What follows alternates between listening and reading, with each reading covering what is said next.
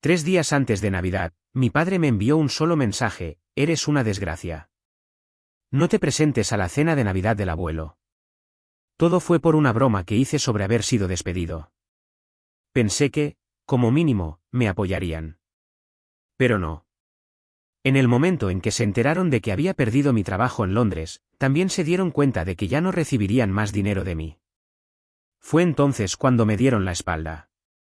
A partir de ese momento, entendí una cosa muy claramente: si no me defendía, nadie me devolvería nada. Así que decidí recuperar todo lo que alguna vez me perteneció, no porque lo necesitara, sino porque merecía tenerlo. Sigue mi historia y dime, ¿estaba equivocado en mis decisiones? Hola a todos. Soy Ellis, de 30 años, director de una sucursal regional en una empresa de logística especializada en la distribución de alimentos congelados en Filadelfia, Pensilvania. Hace 6 meses, completé una asignación de 2 años en Londres y regresé a Estados Unidos. Solía pensar que, después de todos esos años de ausencia, un hijo que regresa sería recibido con los brazos abiertos, o al menos, con una cálida cena familiar. Pero la realidad resultó ser más fría que un invierno británico. Pocos días después de mi regreso, me golpeó una dolorosa realidad que nunca me había atrevido a considerar en los últimos 30 años. A sus ojos, yo no era familia, era un cajero automático. Y como cualquier otra máquina, no dudaron en tirarme como chatarra rota una vez que dejé de producir.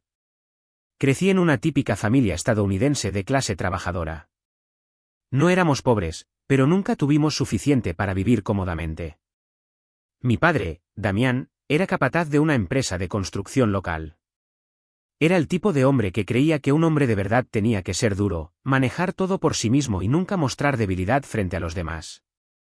En casa, su palabra siempre era la más alta y definitiva. No necesitaba gritar, una sola frase firme de él era suficiente para aclarar que nadie debía discutir. Mi madre, Esquiler, trabajaba en la biblioteca pública. Era amable y gentil y siempre trataba de mantener la paz en la casa, incluso si eso significaba permanecer callada cuando probablemente debería haber hablado. Pasó toda su vida en un pueblo pequeño y nunca consideró irse. También tengo una hermana menor, Brooklyn, 2 años menor que yo. Después de su divorcio, se mudó con nuestros padres y ha estado criando a su hijo de forma independiente.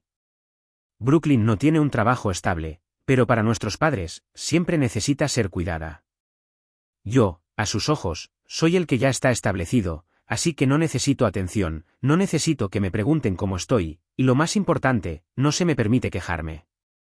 Se esperaba silenciosamente que cada carga que quedaba en la casa, grande o pequeña, cayera sobre mí. Cuando éramos niños, las cosas en casa parecían bastante justas. Brooklyn y yo recibíamos el mismo trato, nadie era favorecido. Mamá siempre dividía todo por igual, desde las comidas y la ropa hasta la asignación. Papá siempre decía, si eres familia, tienes que ser justo. Pero eso comenzó a cambiar el verano en que cumplí 28 años, cuando me nominaron para dirigir la sucursal de nuestra empresa en Londres durante 2 años, temporalmente. El día que compartí las buenas noticias con mi familia, mamá me llamó, su voz estaba llena de orgullo. Ella dijo, tu padre está muy orgulloso de ti. Todos en la familia están felices por ti. Pensé que se detendría en ese orgullo, pero menos de 2 semanas después de aterrizar en Londres, mamá envió un mensaje: ¿puedes adelantarnos $600 para arreglar la calefacción? Este invierno va a ser frío. Te lo devolveré el próximo mes. Estaba ganando bien con esa larga asignación, así que no lo pensé 2 veces. Inmediatamente transfirió el dinero.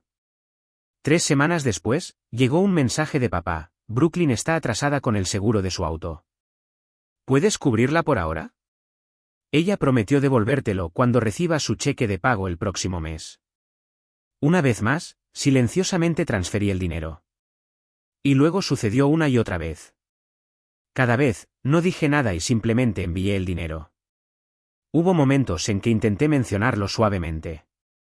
Una vez, cuando mamá llamó para preguntar si podía enviar unos cientos más para las cuentas del hospital de Brooklyn para su hijo, le dije suavemente: estoy apretado ahora mismo.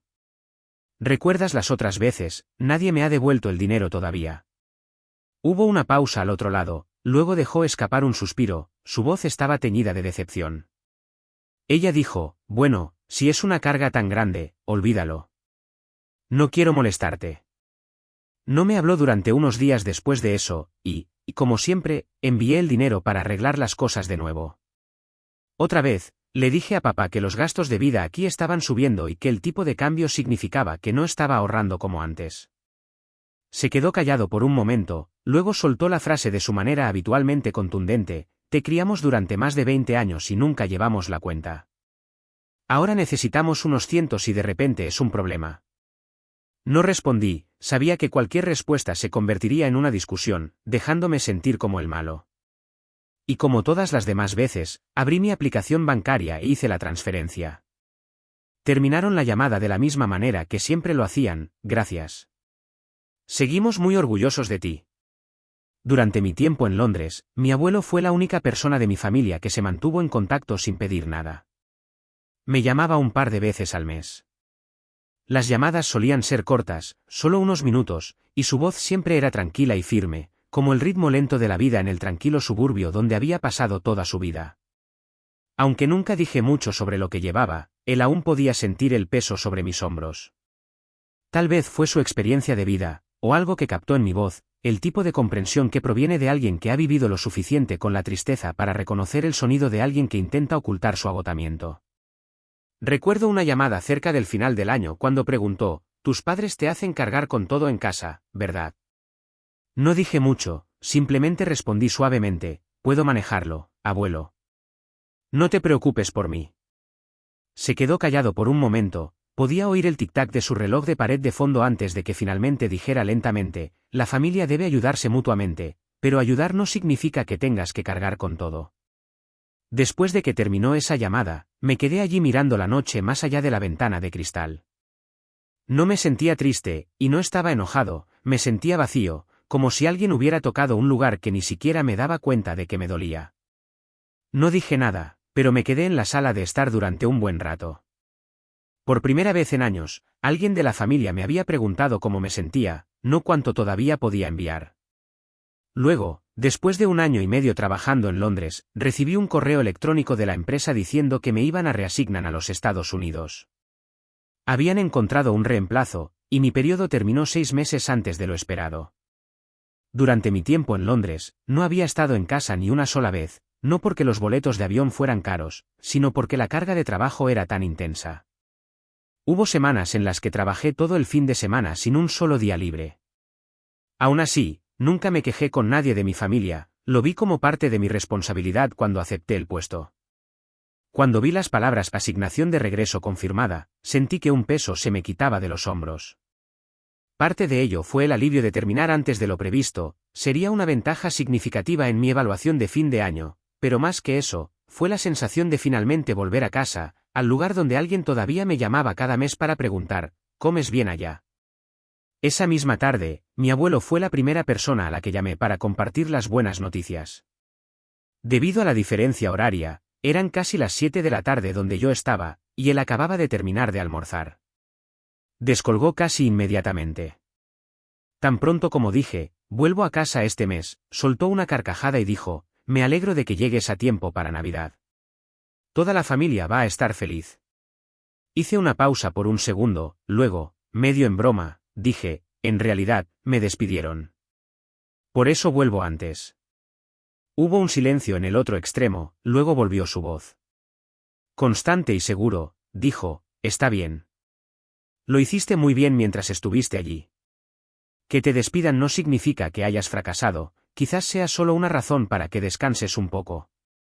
Finalmente, después de que dijo eso, me quedé callado. No esperaba que respondiera de esa manera, tan tranquilamente, sin ni siquiera un indicio de decepción en su voz. Unos segundos después, continuó: no lo pienses demasiado. Simplemente vuelve a casa, luego busca otro trabajo. No mucha gente es enviada a Londres por trabajo como tú, así que pronto conseguirás algo más. Fue entonces cuando le dije la verdad: no me habían despedido, me habían reasignado y volvía a casa antes de tiempo. Cuando se dio cuenta de que estaba siendo honesto, su tono cambió al instante. Dijo: no te estás burlando de mí. Si esa es la verdad, entonces estoy feliz por ti. Charlamos un poco más antes de despedirme y colgar. Después de esa llamada con mi abuelo, solo quería irme a casa en ese momento, no esperar al vuelo una semana después, no lidiar con la entrega. Solo quería volver. Después de la llamada con mi abuelo, compartí las noticias con mis padres y mi hermana, pero esta vez no llamé a nadie, en cambio, simplemente dejé un breve mensaje en el chat grupal familiar: acabo de ser despedido. Llegaré a casa en una semana. Los veo a todos en la casa. Cuando envié eso, pensé que responderían como lo hizo el abuelo, quizás con algo de aliento, una rápida consulta o, al menos, un simple está bien. Simplemente vuelve a casa.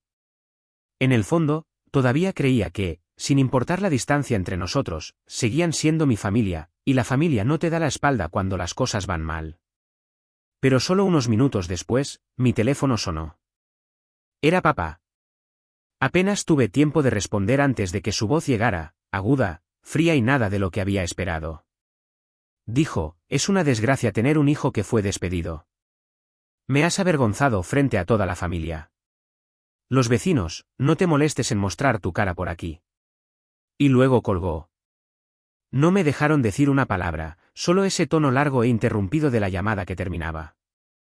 Después de eso, me quedé quieto, mirando la pantalla de mi teléfono. Mi primer sentimiento no fue ira, fue decepción. Era como si hubiera puesto mi confianza en una puerta, solo para verla cerrarse de golpe en mi cara sin previo aviso ni explicación. Seguí diciéndome que quizás solo estaba sorprendido, quizás fue solo un arrebato de ira. No lo culpé, todavía creía que una vez que llegara a casa, las cosas serían diferentes, que se calmaría, que vendría a la puerta para dejarme entrar. En cuanto a mi madre y Brooklyn, no dijeron nada.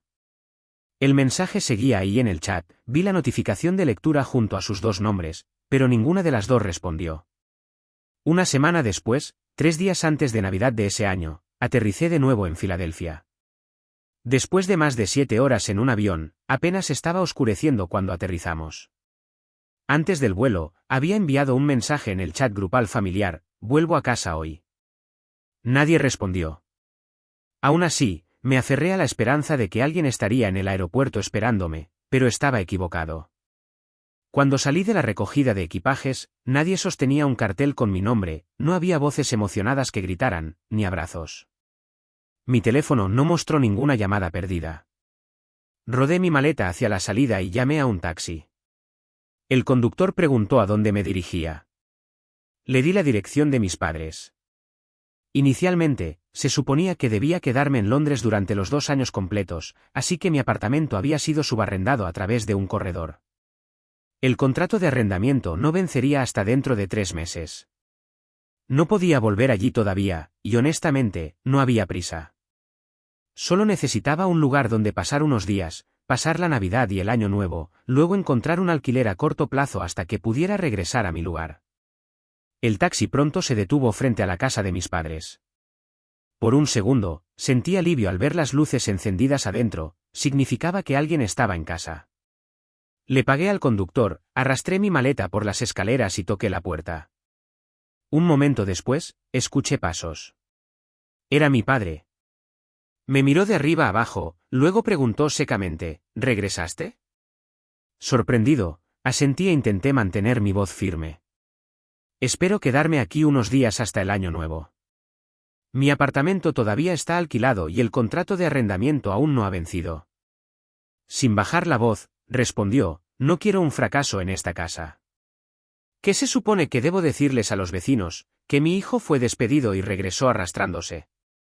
Antes de que pudiera explicar que todo fue una broma, que no me habían despedido, me interrumpió con una frase más fría que el aire invernal de esa noche: sal. No hay lugar para alguien como tú aquí. Luego cerró la puerta, no con fuerza, pero lo suficientemente firme como para que entendiera que no era bienvenido. Mi teléfono comenzó a vibrar mientras estaba parado afuera de la casa de mis padres, sin saber a dónde ir. Era el abuelo llamando. Descolgué inmediatamente. Después de darle un breve resumen de lo que acababa de suceder, solo dijo una cosa: llama a un taxi y ven aquí. Quédate conmigo por ahora. Inmediatamente después, abrí la aplicación y reservé otro viaje. Luego me quedé allí, mirando la carretera. El brillo de las farolas se derramaba sobre la acera, y por un momento, me sentí pequeño. casi 30 minutos después, el auto se detuvo frente a la vieja casa al final de la cuadra. El lugar del abuelo se parecía casi exactamente a la última vez que lo había visto: techo bajo, puerta de madera descolorida por el sol y escalón del porche desgastado. Cuando llegué, él ya estaba parado en la puerta, abrigado con un abrigo, con las manos en los bolsillos. No dijo nada inmediatamente cuando me vio salir del auto, simplemente me miró por un momento, luego dijo: entra. Hace frío. Rodé mi maleta adentro. La puerta se abrió con el familiar aroma a madera vieja, luz amarilla suave y la suave calidez del interior de la casa. Fue suficiente para recordarme que era bienvenido aquí. No preguntó nada más, no mencionó lo que sucedió antes en casa de mis padres. En cambio, tomó una manta extra, preparó la sala de estar para mí y me dijo que me duchara con agua caliente. La cena de esa noche fue sencilla, solo una sopa caliente y pan, pero fue la primera comida en meses que no tuve que apresurarme durante un descanso en el trabajo ni comer solo en un apartamento alquilado. La casa estaba mayormente tranquila, solo el tic-tac del reloj de pared, el leve tintineo de las cucharas contra los tazones y algunas preguntas casuales sobre el clima de Londres o sobre cómo la calefacción de su casa estaba haciendo más ruido este año. No dije mucho, y él no insistió, pero no me sentí como una carga. Durante el resto de la tarde, alrededor de las 10 de esa noche, mientras estaba acostado en la cama, tratando de ajustarme a la zona horaria y al frío intenso del invierno en el que crecí, mi teléfono vibró con un mensaje del chat grupal familiar. Me senté casi al instante. Todavía había un atisbo de esperanza en mí, quizás mamá preguntaba dónde estaba, o quizás Brooklyn había enviado un mensaje que sonaba incluso remotamente como una preocupación. Pero lo que vi fue un mensaje corto y frío de papá: eres una desgracia. No te presentes a la cena de Navidad del abuelo. Me había etiquetado directamente en el grupo. Me senté derecho. Seguí leyendo el mensaje, y cada vez sentía esa misma quemadura en mi pecho, como si alguien hubiera arrastrado una cuchilla de hielo por mi columna vertebral. Luego respondí: no tienes derecho a decirme que no vaya a la casa del abuelo. Menos de un minuto después, mamá respondió: creo que deberías respetar los deseos de tu padre. Esa cena no es para alguien que ha complicado todo. Luego, Brooklyn también intervino, poniéndose de su lado: papá ya lo dijo. Si te queda algo de respeto propio, debes saber que no debes aparecerte. Miré esos mensajes a medida que aparecían, cada uno más frío que el anterior. Nadie preguntó dónde estaba, nadie preguntó si estaba bien. Después de que me rechazaran, no les importó. Todo lo que querían era que me mantuviera alejado de la cena, que me mantuviera fuera de un espacio del que decidieron que ya no merecía formar parte. Después de ese mensaje, no respondí. Dejé mi teléfono a un lado y me quedé quieto en la oscuridad, mi mente girando con 100 preguntas que no podía responder. ¿Por qué me trataban así? ¿Cómo pudo un mensaje ser todo lo que se necesitó para que me excluyeran de la cena familiar, para tratarme como un extraño o, peor aún, una carga? Esa noche, no pude dormir. En el largo y pesado silencio de la habitación, mis pensamientos volvieron al pasado. Recordé cómo, cuando era niño, cada festivo significaba que mamá preparaba golosinas tradicionales, papá colgaba luces en el patio, y Brooklyn y yo cortábamos decoraciones de papel para pegarlas en las ventanas. En aquel entonces, no tenía que esforzarme por ser amado, simplemente aparecer era suficiente. Incluso en los primeros años después de la universidad, cuando apenas llegaba a fin de mes, seguía siendo bienvenido cada vez que regresaba a casa. Mis padres siempre me guardaban un asiento en la mesa de la cena. Les decían a los vecinos: nuestro hijo mayor ha vuelto. Mamá le recordaba a Brooklyn que renunciara a su habitación para que su hermano pudiera dormir cómodamente. Y luego me di cuenta, todo había comenzado a cambiar después del divorcio de Brooklyn. Recuerdo ese momento tan claramente. Ella regresó a vivir con nuestros padres, trayendo a su pequeño hijo. Fue justo cuando recibí mi asignación de 2 años en Londres. A partir de ese momento, las llamadas cambiaron lentamente, se volvieron menos sobre cómo estaba y más sobre lo que podía enviar: dinero para la factura de la luz, reparaciones de automóviles y cuotas de preescolar, unos cientos de dólares cada vez, pero nadie habló nunca de devolverme el dinero. Después de todo lo que había hecho, nunca esperé que, a sus ojos, me convirtiera en algo de lo que avergonzarse, alguien que querían esconder, alguien a quien querían prohibir la cena en la casa de su propio abuelo. Y esa noche, acostado despierto, decidí que ya no me quedaría callado. Si me llamaran la desgracia de la familia, no seguiría reteniendo la amabilidad que siempre les había ofrecido. Recuperaría todo lo que los había apoyado en los últimos 2 años. 3 días después, la cena de Navidad se celebró en casa del abuelo.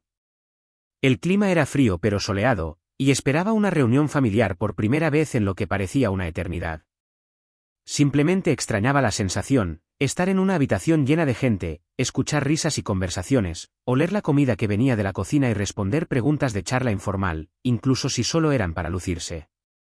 Alrededor de las 5 de la tarde, los familiares comenzaron a llegar. Todos parecieron sorprendidos de verme, pero estaban cálidos y felices, apretones de manos, sonrisas, preguntas. Algunos preguntaron sobre el trabajo, otros dijeron, ¿cuándo regresaste? No dijiste nada. Sonreí y respondí a cada uno, manteniéndolo simple. Simplemente les dije que volví a casa un poco antes de lo planeado. En el fondo, creo que, pase lo que pase, hoy seguía siendo sobre la familia. Esa calidez duró hasta aproximadamente las 5:30. Fue entonces cuando mis padres entraron con Brooklyn y su hija. En el segundo en que papá me vio en casa del abuelo, su rostro cambió por completo. Sin importarle los parientes o el dueño de la casa, su voz resonó en la habitación. «Tú, fracasado. Te dije que no vinieras». Me puse de pie, lo miré directamente a los ojos y respondí, «No tienes derecho. Esta es la casa del abuelo». Su rostro se puso rojo, su voz se tensó. «Sal. No te quedes aquí y me avergüences más». Solté una risa silenciosa, luego dije, con una voz aguda y sarcástica, «¿Avergonzado de qué? ¿De qué me despidieron, o de qué tú, mamá y Brooklyn vivieron de mi dinero durante los últimos 2 años?» Esa frase golpeó la habitación como una cuchilla. Papá se abalanzó sobre mí, olvidando claramente que todos los demás estaban allí. Afortunadamente, algunos tíos y primos intervinieron, uno me contuvo, y otro lo detuvo donde estaba. En ese momento, el abuelo, sentado a la cabeza de la mesa, dejó su tenedor y lentamente se levantó. Su voz no era alta, pero cortó con claridad el caos. «Ellis, cuéntales todo a todos. Esta es mi casa, nadie toca a mi nieto». Me volví hacia él, lo miré a los ojos y asentí. Y justo allí, frente a todos, conté toda la historia, desde cómo mi trabajo en Londres se había convertido en un flujo ininterrumpido de favores financieros, hasta la broma que hice sobre haber sido despedido, la noche en que regresé y fui echado de la casa, y finalmente, el mensaje que recibí 3 días antes de Navidad: «Eres una desgracia. No te presentes a la cena de Navidad del abuelo». No solo lo dije, lo demostré. Saqué mi teléfono, abrí el chat grupal y se lo pasé al abuelo y a los familiares más cercanos. Luego abrí mi aplicación bancaria y revisé las transacciones. Nombres: Brooklyn, Schiller. Nadie habló durante unos minutos. Simplemente miraron en silencio, pasando el teléfono como si estuvieran manejando algo demasiado pesado para creerlo. Luego, la primera persona en hablar fue el abuelo. No se volvió hacia mis padres, me miró directamente. Su voz era baja pero firme. «¿Me ocultaste algo así?» Lo miré, mis ojos escocían ligeramente, pero mi voz se mantuvo firme. «No quería que te preocuparas por mí». Eso rompió el silencio. El tío Gabriel fue el primero en hablar, sacudiendo la cabeza mientras miraba a mi padre, Damián. «¿Cómo pudiste hacer eso? Si lo despidieron, deberías haber sido el primero en darle la bienvenida a casa». La tía Riley se volvió hacia mi madre, con ira e incredulidad en sus ojos. «Schiller, dime la verdad. Ellis no es tu hijo, ¿verdad? Porque ninguna madre de verdad trataría así a su hijo». Luego, Lidia, mi prima, miró directamente a Brooklyn. Su voz no era alta, pero cada palabra impactó. «Viviste de él durante 2 años, y ahora muerdes la mano que ha estado alimentando a tu hijo». No recuerdo todo lo que sucedió después. Había demasiadas voces, demasiadas cabezas moviéndose con incredulidad, demasiadas palabras volando por la habitación como chispas. Papá se sentó y escondió la cara entre las manos. Mamá se volvió, cubriéndose la mitad de la cara. Brooklyn no dijo nada, simplemente acercó a su hija, abrazándola fuerte mientras las lágrimas silenciosas caían sobre el cabello de la niña. Aproximadamente 10 minutos después, la habitación finalmente comenzó a calmarse. Los murmullos se desvanecieron. Nadie habló, todos simplemente se quedaron sentados quietos, como si estuvieran esperando que alguien, el mayor de la casa, hablara. Entonces, el abuelo se levantó. No miró a mis padres inmediatamente. En cambio, miró alrededor de la mesa, asegurándose de que todos lo vieran. Luego habló, con una voz baja pero firme e inconfundiblemente segura. Quiero que Damián, Schuyler y Brooklyn se disculpen con ellos, y quiero que le devuelvan cada dólar que le pidieron prestado en los últimos 2 años. El silencio que siguió fue absoluto. Mi padre lo miró, aturdido, sin decir nada durante los primeros segundos. Mi madre se llevó una mano a la boca, como si no pudiera creer lo que había oído. En cuanto a mí, tuve que tragar profundamente, porque si no lo hacía, habría comenzado a llorar allí mismo en la mesa. Alguien de mi familia había salido en mi defensa, por primera vez, claramente, públicamente y sin dudarlo. Unos momentos después, mi padre rompió el silencio. Gritó, su voz una mezcla de ira e impotencia. «Es mi hijo. No puedes hacer que me disculpe con él. Y el dinero, él gana bien, ayudar un poco a la familia. ¿Qué tiene de malo eso?» El abuelo no levantó la voz. Simplemente lo miró directamente, con la mirada firme, y respondió con un tono más frío de lo que cualquier grito podría haber sido. Si querías su ayuda, lo menos que podías haber hecho era respetarlo. Y otra cosa, él nunca pidió nacer. No tengas hijos y críalos para que luego te exijan que los mantengas. Después de eso, mi padre cayó por completo. Era como si algo se le hubiera agotado. Algunos parientes cercanos asintieron en silencioso acuerdo. Un momento después, el abuelo volvió a hablar. Su voz era más suave ahora, pero estaba claro que esta decisión había sido tomada cuidadosamente. No creo que tu esposa ni Brooklyn deban quedarse para esta cena. Les pido a los 3 que se vayan de mi casa. Cuando mi padre abrió la boca para decir algo, el abuelo levantó la mano para detenerlo. Nadie se atrevió a interrumpir. Luego, lenta pero inconfundiblemente, mi padre se alejó de la mesa. Mi madre lo siguió, con la mirada baja, sin mirar a nadie. Brooklyn no dijo nada, en silencio recogió a su hija y la abrazó mientras los seguía. Los 3 salieron de la casa, dejando un silencio más denso que cualquier juicio y una habitación llena de gente que no solo presenció lo que sucedió, sino que lo recordaría.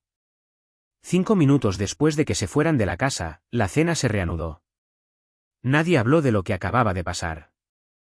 No hubo susurros, ni conversaciones aparte.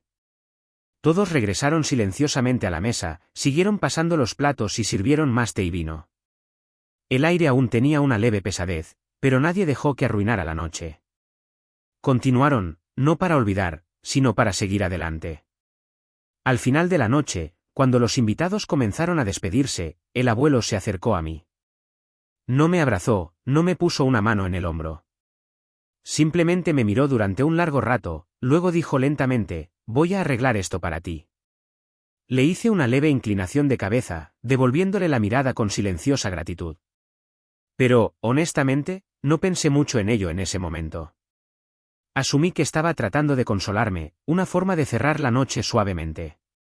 Pero 2 días después, me di cuenta de que decía en serio cada palabra. 2 días después, por la noche, el abuelo llamó a todos los nietos de vuelta a la casa. Pero esa noche no se sintió como una reunión familiar, se sintió formal, como si se fuera a hacer un anuncio. Llegué a tiempo, tal como él había pedido. Mis padres también estaban allí, junto con Brooklyn. Ella se sentó cerca de la parte trasera, sosteniendo a su hija en su regazo. Mi madre no dijo una palabra cuando entró en la habitación. Mi padre se sentó con los brazos cruzados, reclinado en su silla, con una expresión ilegible. Alrededor de las 7, el abuelo explicó que la reunión era para actualizar su testamento y hacer todo oficial. Wesley, su abogado, también estaba presente, sentado cerca con una carpeta en su regazo. Una vez que la habitación se aquietó, el abuelo habló. En el pasado, dividí mi patrimonio por igual entre las 3 familias, incluyendo la de Damián y Schuyler. Hizo una pausa después de eso, dejando que el peso de sus palabras se asentara en el silencio. Luego se volvió para mirar directamente a mis padres y dijo, a partir de hoy, toda la parte destinada a Damián y Schuyler irá a parar a ellos.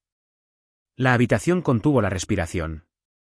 Mi padre se puso de pie de un salto y gritó, ¿qué estás diciendo? ¿Por qué le darías mi herencia a Ellis? El abuelo respondió lentamente, sin levantar la voz. Porque ya no eres alguien en quien confío. Lo has perdido al carecer de decencia básica. Mi madre, incapaz de mantenerse compuesta, habló con voz temblorosa. Él solo dijo algo por la rabia. Tiene que llegar tan lejos. A eso, el abuelo negó con la cabeza y respondió, tranquilo pero firme, Esquiler, no fueron solo palabras. Él echó a su hijo de la casa, el mismo hijo que envió dinero para mantener ese techo sobre vuestras cabezas, y tú te quedaste callada y no dijiste nada. Después de eso, nadie más habló. La habitación cayó en un silencio más profundo. Algunos parientes asintieron sutilmente, pero nadie desafió la decisión del abuelo. No sabía qué decir. No esperaba ninguna recompensa, simplemente me quedé allí, con el corazón latiendo con fuerza, haciendo todo lo posible para mantener la calma y no decir nada que pudiera romper mi respeto por el hombre que tenía delante. Entonces Wesley, el abogado, abrió su maletín y sacó un documento. Dijo, he preparado la versión modificada. Después de la reunión de esta noche, el señor Montgomery lo firmará en presencia de todos los presentes. El cambio entrará en vigor inmediatamente. Y en ese momento, al oír esas palabras, me di cuenta de que el abuelo estaba cumpliendo su promesa, estaba arreglando las cosas, de la manera más directa y definitiva posible. En el momento en que terminó la reunión, después de que el testamento actualizado hubiera sido firmado delante de toda la familia, el abuelo se volvió hacia Wesley, y delante de todos, dijo claramente, quiero que ayudes a Ellis a solicitar una orden de restricción contra Damián, Esquiler y Brooklyn. La habitación se congeló durante unos segundos. Lo miré, a punto de decir algo, pero el abuelo continuó, ya que había planeado cada paso. No quiero que pase nada a escondidas después de hoy. No quiero mensajes de texto, ni que se presenten en su puerta, ni que se arrastre el drama familiar en público. Respetarán esta decisión si todavía se preocupan por salvar las apariencias. Wesley asintió sin dudarlo y respondió, me encargaré del papeleo. También incluiré una cláusula que si alguno de ellos difunde deliberadamente información falsa en las redes sociales, se presenta en su lugar de trabajo para interferir o amenaza a Ellis de alguna manera, Ellis tendrá plenos motivos legales para contrademandar. En ese momento, vi a mi madre cubrirse la boca como si estuviera demasiado sorprendida para hablar. Mi padre miraba al suelo, sin mirar a nadie.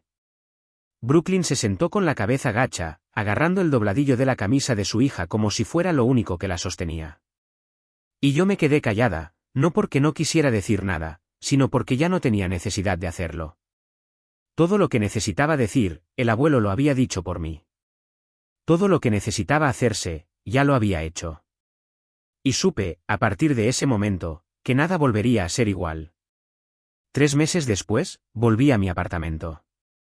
El contrato de subarriendo había terminado, y la agencia inmobiliaria me devolvió las llaves según lo previsto.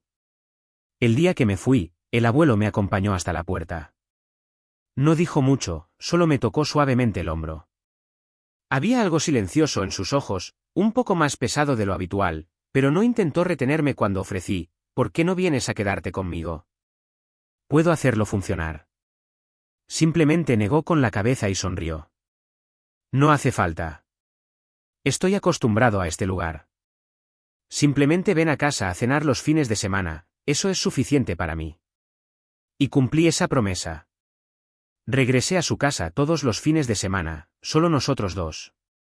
A veces comíamos en silencio, a veces compartíamos pensamientos dispersos que no necesitaban un principio ni un final. En cuanto a mis padres y Brooklyn, no me puse en contacto con ellos, y ellos tampoco lo hicieron. Era un silencio completo que parecía que mi existencia nunca había sido esencial para ellos, y ahora había aún menos razones para fingir lo contrario. Pensé que todo había quedado atrás, que finalmente todo se había calmado. Pero la vida puede hacer que la gente vuelva a enfrentarse a lo que creía haber dejado atrás. Hace 2 semanas, un miércoles por la tarde, acababa de regresar a mi edificio después del trabajo cuando vi a Brooklyn parada afuera. No llevaba a su hija con ella, estaba sola, con los brazos cruzados alrededor de sí misma como si tuviera frío o estuviera tratando de hacerse más pequeña. No me sorprendió verla, pero no corrí hacia ella. Simplemente nos miramos durante unos segundos, luego ella habló, con una voz suave pero firme. Ellis, papá está en el hospital. Dicen que necesita una cirugía pronto. Es cara, el seguro solo cubre la mitad. No tengo a nadie más a quien pedirle ayuda. La dejé terminar, escuché cada palabra. Luego dije, vete a casa. No puedo ayudarte. Ella no discutió. Se quedó allí un momento más, asintió ligeramente y se fue.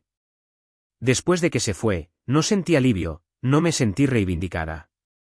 Sabía que había mantenido la línea, una línea a la que una vez me había acercado peligrosamente a perder. Cuando vi a Brooklyn alejarse esa tarde, pensé que había tomado la decisión correcta. Pero esa noche, no pude dormir. No era culpa, negarse a ayudar, era algo más profundo, algo poco claro dentro de mí. No quería seguir viviendo con la suposición de que alguien estaba fingiendo, o de que me estaban engañando de nuevo. A la mañana siguiente, fui al hospital. No llamé antes, simplemente fui directamente a la recepción, les di el nombre de mi padre y pedí que comprobaran su estado y el costo estimado. Todo estaba comprobado. Mi padre si necesitaba una cirugía urgente, el tratamiento costaría alrededor de $50.000. No dije una palabra, silenciosamente firmé los papeles y pagué la cantidad total. Una vez hecho esto, entré en el área de tratamiento. Cuando llegué allí, vi a mi madre sentada junto a la cama del hospital. Mi padre estaba acostado, con los ojos fijos en el techo, con aspecto cansado pero alerta. Ambos se sorprendieron cuando me vieron entrar. No les di tiempo para hablar. Saqué mi teléfono y transferí otros $50.000 a la cuenta de mi madre. Luego finalmente hablé. La herencia del abuelo valía $150.000. Durante el año y medio que viví en Londres, les envié casi $50.000. Solo estoy recuperando lo que es mío. El resto se los devuelvo. Hice una pausa por un momento, luego continué, lenta y firme. A partir de ahora, hemos terminado. Inmediatamente después, mi madre rompió a llorar. Entre sollozos, dijo, no me importa el dinero, quiero que nuestra familia sea como antes. La miré, sin ira, sin culpa, y dije, es demasiado tarde. Luego me di la vuelta y me fui, sin esperar otra reacción. Ese fin de semana, regresé a casa del abuelo, como siempre lo hacía. Durante la cena, le conté todo, le conté sobre la aparición de Brooklyn, sobre ir al hospital para comprobarlo, y sobre mi decisión de pagar las facturas médicas y terminar las cosas para siempre. Después de terminar, lo miré y le pregunté, ¿estás enojado conmigo? No respondió inmediatamente. Me acarició suavemente la cabeza, luego dijo, no, estoy orgulloso de ti. Y en ese momento, sentí paz por primera vez en años, no porque hubiera hecho algo grande, sino porque sabía que había elegido aferrarme a lo que realmente importaba esta vez, y finalmente había aprendido a dejar ir lo que ya no hacía. Después de todo, me di cuenta de que no todos los que te traen a este mundo saben cómo amarte correctamente, y a veces lo que más necesitas proteger no es tu familia, es tu autoestima. Si sientes lo que yo sentí una vez, utilizado, dejado de lado, tratado como una herramienta en lugar de una persona, recuerda esto, tienes derecho a parar, tienes derecho a alejarte, y tienes derecho a vivir una vida en la que no necesitas el permiso de nadie para sentir paz. No esperes hasta que el dolor se convierta en tu norma. Traza la línea. Sé amable contigo mismo primero. Antes de cerrar la historia, quiero preguntarte a ti, el que todavía está escuchando hasta el final, ¿estaba equivocado al devolverles $100.000 y luego darme la vuelta e irme para siempre? ¿Qué habrías hecho si estuvieras en mi lugar en esa situación? Deja tus pensamientos en los comentarios a continuación. Realmente quiero escucharte, aquellos que han tenido que elegir entre la familia y la paz. Y si esta historia significó algo para ti, no olvides suscribirte, darle me gusta y compartirla para que podamos difundir más perspectivas como esta. Gracias, y nos vemos en la siguiente historia.